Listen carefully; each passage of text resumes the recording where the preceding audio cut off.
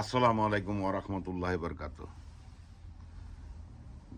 দেশ স্বাধীনের পরে কিন্তু ইন্ডিয়াটি সামরিক ঘাঁটি বাংলাদেশে রাখছে। সেই সামরিক ঘাঁটির নাম হলো আওয়ামী লীগ। সেই দেশ স্বাধীনের পরে সেই সামরিক ঘাঁটির প্রধান ছিল শেখ মুজিব। সেই সামরিক ঘাঁটির বাহিনীর নাম ছিল রক্ষী বাহিনী। তাহলে পরিষ্কার এটা কিসের দল? যেমন শেখ হাসিনা এই 16 বছর দেশ শাসন করছে, তারও তো সামরিক বাহিনী ছিল। আওয়ামী লীগের প্রতিটা কর্মী হইল সেই ইন্ডিয়ান সামরিক ঘাটের সৈন্য। এরা কি না পারে?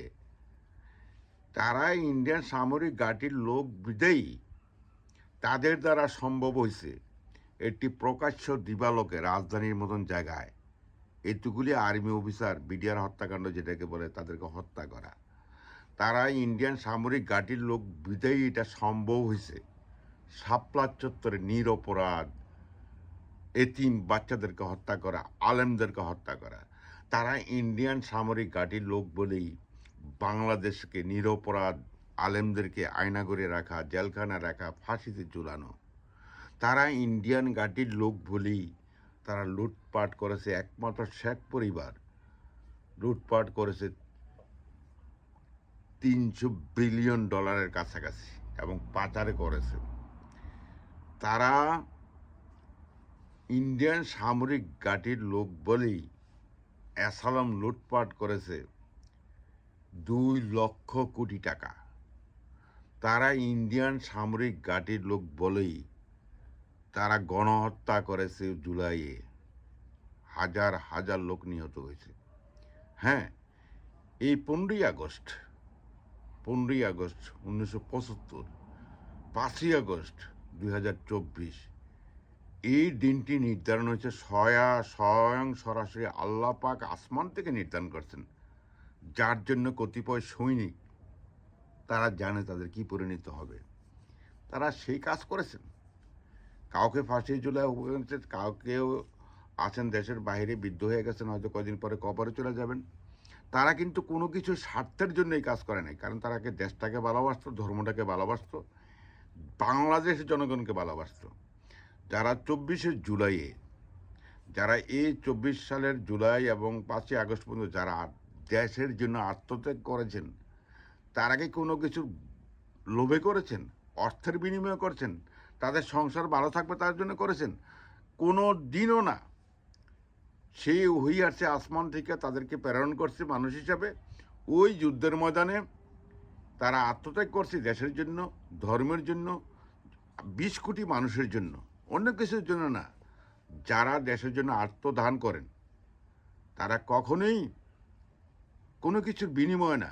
এই যে সাইদি সাহেব একজন বিশাল ইন্টারন্যাশনাল বক্তা ছিল এবং তাকে কেনা চিনত সারা মুসলিম বিশ্বে,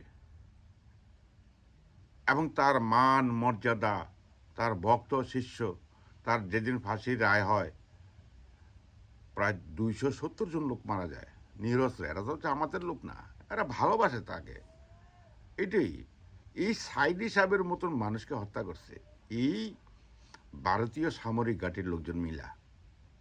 তো সুতরাং যারা বয়ান দিচ্ছে, মিডিয়া হোক, রাজনীতিবিদ হোক, এরা হলো মূলত ওই সামরিক ঘাঁটির লোকের বয়ান ছাড়ছে। এই যে ফজলুল বাগলা, লতিফ সিদ্দিকী, কাদের সিদ্দিকী, এরা কারা? এরা ভারতীয় লোক, এরা ভারতীয় সামরিক ঘাঁটির লোক, এরা ভারতীয় বাহিনীর লোক।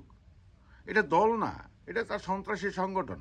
এটা আমাদের শত্রু, আমাদের দেশের শত্রু, আমাদের ধর্মের শত্রু। সেটা হলো মূল কারণ। এবং এই দুইটা দিন 15ই আগস্ট, 5ই আগস্ট, সেটা আসমানের থেকে নির্ধারণ হয়েছে। এই দিনে বেশি বেশি আল্লাহর কাছে, যেই দিনই এই দিনটি আসবে, বেশি বেশি আল্লাহর কাছে সেজদা দেওয়া উচিত, আল্লাহর দোয়া পড়া উচিত, আল্লাহর কাছে শুকরিয়া করা উচিত।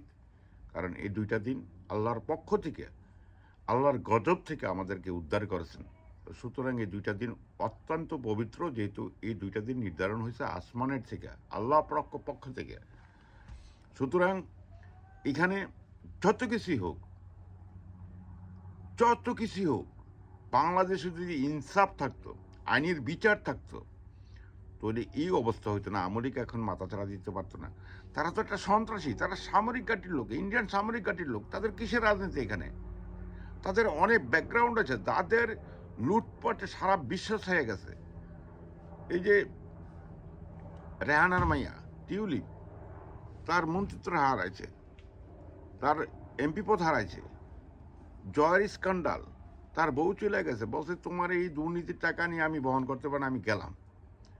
তাদের জায়গায় জায়গায় সারা বিশ্ব বেঞ্জির গ্রেপ্তার, সারা বিশ্ব তাদের দুর্গন্ধ ছড়াই গেছে, তাদের লুটপাট গণহত্যা, জাতিসংঘের সদর দপ্তর পর্যন্ত শেখ হাসিনার নাম আছে। আর কি চান? আরে এটা তো মুখ্যণ সময় তাদের বিচার করা। আপনারা বিচার না করে পাওয়া চাটবেন আর ক্ষমতা থাকবেন, সেই সুযোগ বাংলার মাটিতে বিএনপিকে দেওয়া হবে না। আমিও জিয়ার কর্মী ছিলাম 40 বছর, কিন্তু দেশের স্বার্থে যারা 15ই আগস্ট ঘটাইছে তারা হইল বাংলাদেশের বীর সেনা। জুলাই 24 জুলাই আগস্ট পর্যন্ত যারা, তারা হইল বাংলাদেশের মুক্তিকামী সেনা। দুঃখ হয় তাদের সারিতে আমার জীবনটা যায় নাই, গেলে অনেক খুশি হইতাম। আরে কিসের, দেশের জন্য জীবন দেওয়া হইতো একটা উত্তম কাজ। এটার চেয়ে আর কি আছে দুনিয়াতে নেয়ামতের কাজ একটা মুসলমানের জন্য? আমার জীবনটাকে উৎসর্গ করতে পারছি আমার দেশের জন্য, রক্ত দিতে পারছি দেশের জন্য। তো ইনশাল্লাহ আমরা জাগ্রত জনতা। 1975 সালে 15ই আগস্ট আর 24 জুলাই আমাদেরকে অনেক শিক্ষা দিয়েছে কিভাবে দেশকে রক্ষা করতে হইব। বাংলাদেশ জিন্দাবাদ, ইনকলাব জিন্দাবাদ। এবং ইন্ডিয়ান এই সামরিক ঘাঁটি আওয়ামী, এটা বাংলাদেশে আর সুযোগ দেওয়া হবে না ইনশাল্লাহ। বাংলাদেশ জিন্দাবাদ, ইনকলাব জিন্দাবাদ।